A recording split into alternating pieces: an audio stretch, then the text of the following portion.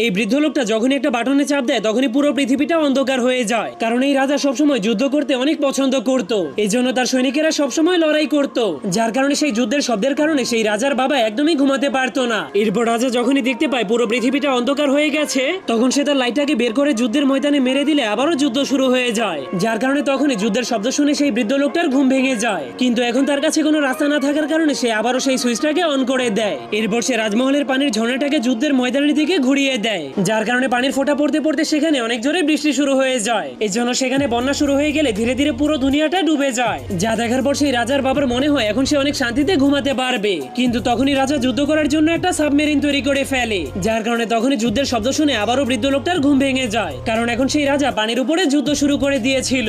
এটা দেখার পর বৃদ্ধ লোকটা জলদি করে একটা চেইনকে টানার চেষ্টা করে, আর সেটাকে বের করার পরেই বন্যার পানি কয়েক মিনিটের মধ্যেই কমে যায়। কিন্তু জাহাজের মধ্যে আটকে থাকার পরেও তারা এখনো লড়াই থামায়নি।